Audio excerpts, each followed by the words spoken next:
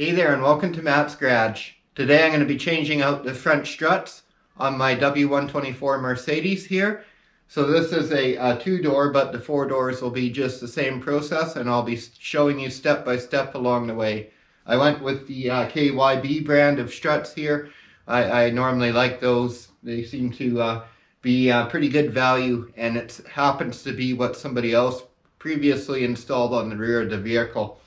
And I previously put new strut plates in, but I would recommend doing that at the same time as the struts. I literally just did it. So with that in mind, we'll proceed with the install here. Okay, well the first step is to jack up the car, so I already did that. Make sure you jack under the rubber jack pad there, just in line with this little square plastic cover here. And it's 17 millimeter on the lug bolts. If you have one of these, it's pretty handy. And I just like to slide the wheel under the car for a little added security. Okay, now the strut probably looks newer because it's all shiny and black, but I actually just spray bombed it quick while I was doing a brake job on the car recently.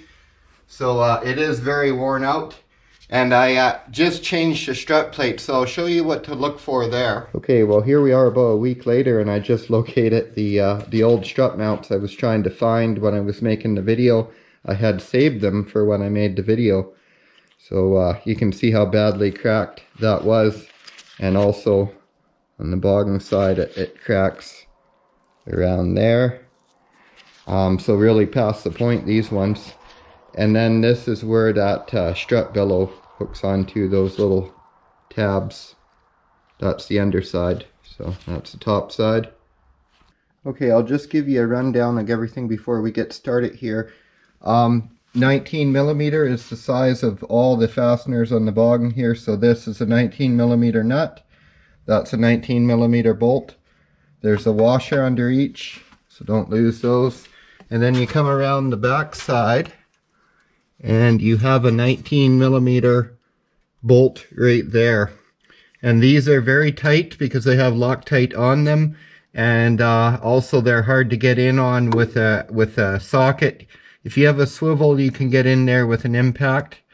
And then the same thing over here on this side, right up in here, you can see that other fastener. So just those three fasteners on the bottom. But then you need to unclip these wires out of here.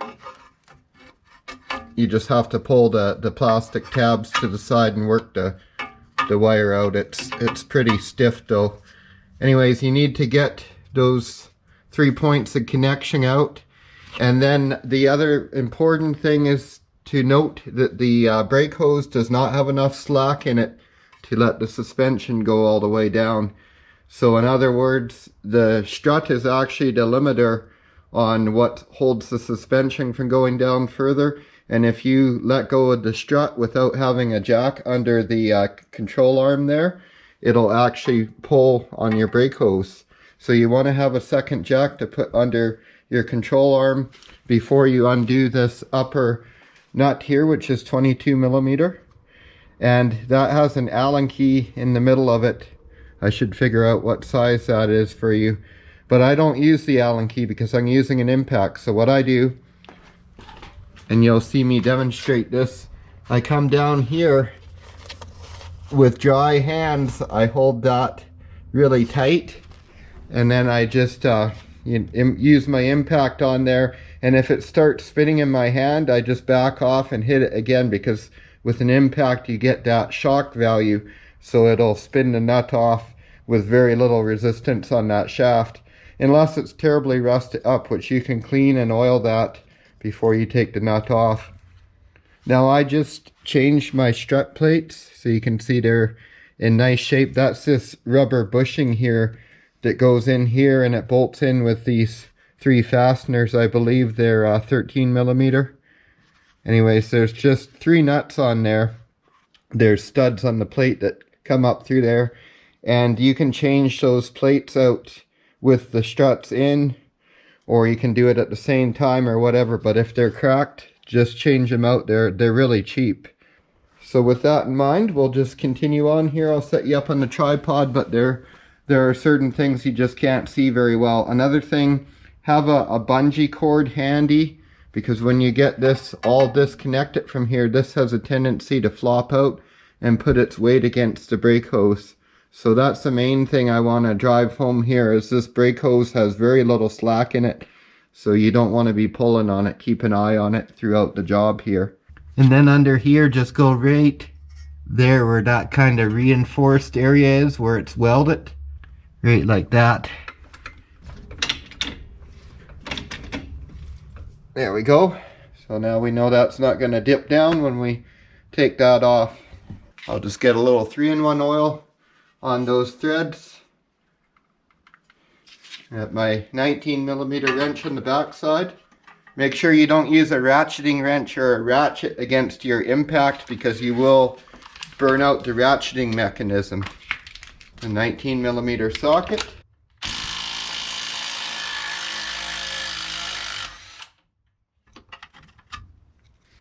Two washers. And then I like to thread my nut back on. Okay, now my impact is just not very powerful, so I can actually get onto that lower bolt on each side with that setup. So if you have a swivel like that and a powerful impact, but I'm having to break these loose first with a ring wrench, and that's not even enough. I'm having to put a second wrench on it for extra leverage. So that's what I'm doing. That's one thing I'll warn you, is if you don't have a lot of upper body strength, maybe don't tackle this job at home, because it requires a lot of upper body strength.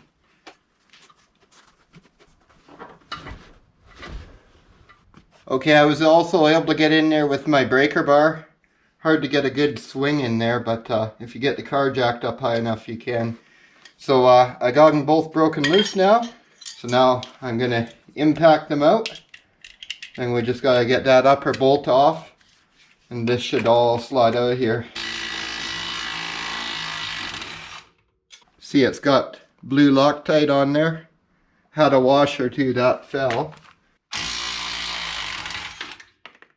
Okay, so I'll just hold the shaft under there. Impact on here.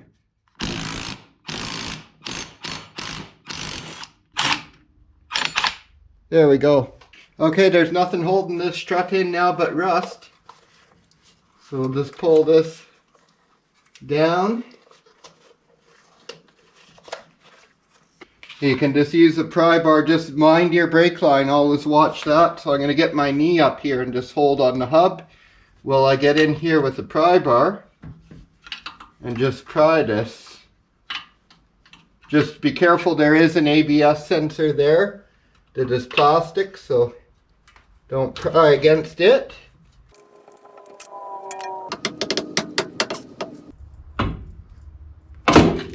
There we go. Now we want to retrieve this clip off of here, so I'll show you how to remove and transfer it, and I'll also show you how to remove and transfer this. This is a boot retainer, or the billows, whatever, and then this is a suspension stop. So you can get these new, the billow and the stop, but these are in good shape, so I'm just reusing them. The strut is, you can see how bad it is. I'm just going to put a bungee cord up around the bracing up here, and I actually have a spot there on the spindle I hook it to, and then I come back to the coil spring, and that holds it so it doesn't pressure the brake line. Also check your lower ball joint. Yeah, mine's good. This wire holder deal here, it just slides right under this bracket and kind of clips on that end. And it gets rust and dirt under there, so you're going to have to work at it a bit. You can use a pry bar under this edge. At first you can get it going just like this with a hammer.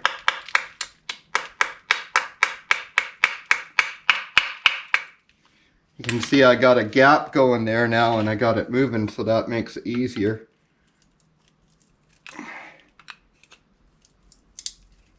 So just work it back and forth now, and it will loosen up eventually.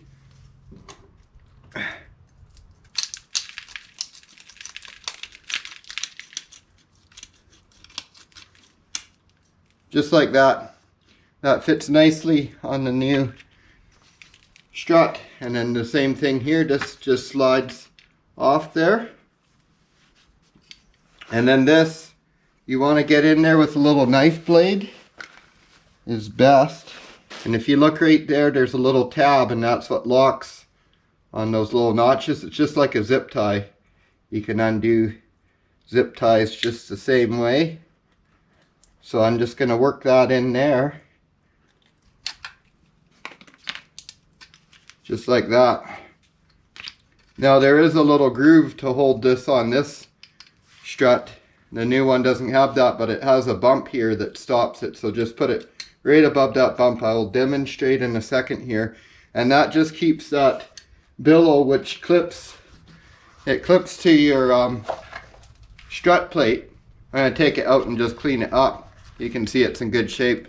But this just sits on there to keep that billow, in case it came unclipped on the top, to keep it up there so it doesn't just slide right down. So this just keeps dust out of here so that the seal in here lasts longer. That's basically what fails, is this seal will start leaking and all the gas or oil or whatever's in there, depending, will leak out. And these should have a little bit of spring tension to them. You'll see the new one comes with a strap, but you can see this one's pretty well done for. Now one other thing I like to do to ease an assembly is just clean up all these threads. I just like to use one of these little 3-inch wire wheels on my drill, and wear gloves or use pliers or something. You can see it takes that old Loctite off of there and any rust. And then I just like to put a couple drops of 3-in-1 oil on all my fasteners as I go back together. And it just makes sure everything goes together nice and smoothly. You can put Loctite on these again too if you want. That'll act as a lubricant as it goes together, and then lock it down once it's together. And then what I'm going to do is I'll just take the wire wheel. Be careful of these wires again. But I want to clean up where that strut mounts, and that'll make it a lot easier to put back.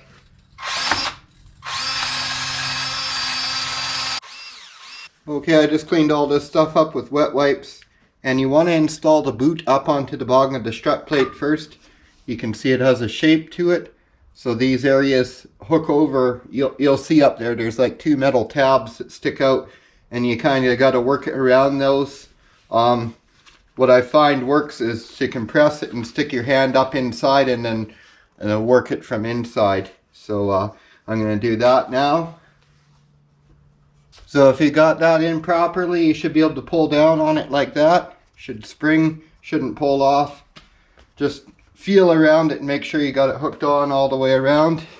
So now we've got our new strut and new lock nut for the top.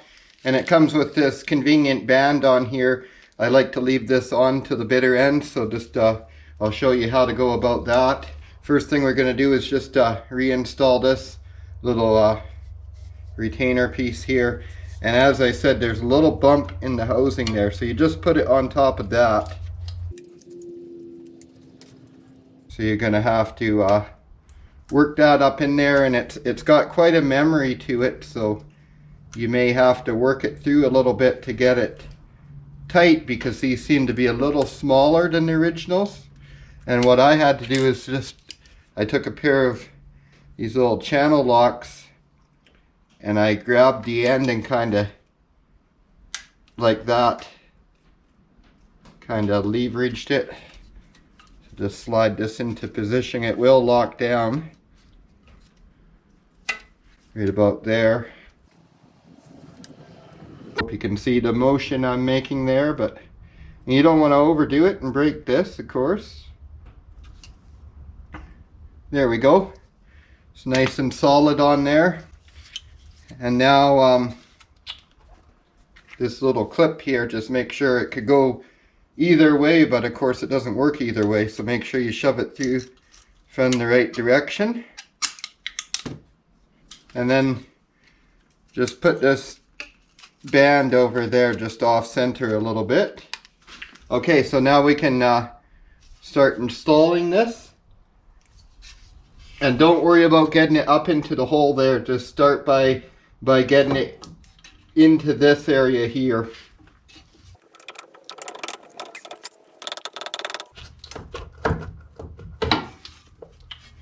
There we go. And what I like to do is just get this hinge bolt in first. So remember, a washer on each side here. There we go. Now don't bother tightening that just yet. You want to get these other bolts in, and that can wait to tighten. So I'm just going to get these started now. I'm not going to worry about tightening any of them just yet. Okay, now for the fun part, we got to muscle that strut down. We'll take that strap off, we'll put this on, and then we'll feed it up through that hole.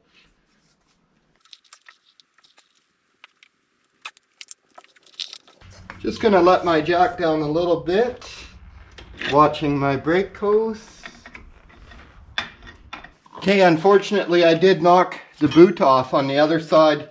Of course it went perfectly and I didn't knock the boot off, but on this side, not so much. Okay, I'll just clip these wires back in so I don't forget. Okay, I just got to tighten up these lower bolts. I'll try to include torque specs if I can find them. I'm going to rattle them up with my impact and check them by hand. So you want to tighten these lower two bolts first, since this upper one is a hinge point. And there is a centering pin in the middle that it kind of fits onto, so go back and forth, tighten them down evenly.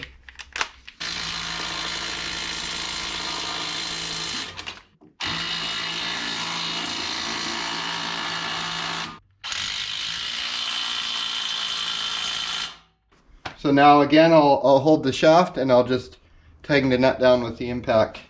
Brand new nut, and we'll reuse the original washer.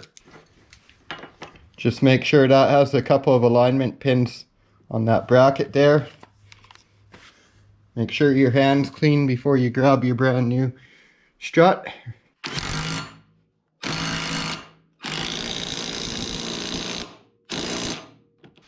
As you can see, I got the wheel back on and the car down, and now all that's left is to torque the front wheels to 80 foot-pounds. I will double check those again after a quick test drive. So thanks a lot for watching Matt's Garage. I do hope you found the video helpful and informative. Don't forget to like and subscribe, and have yourself a great day.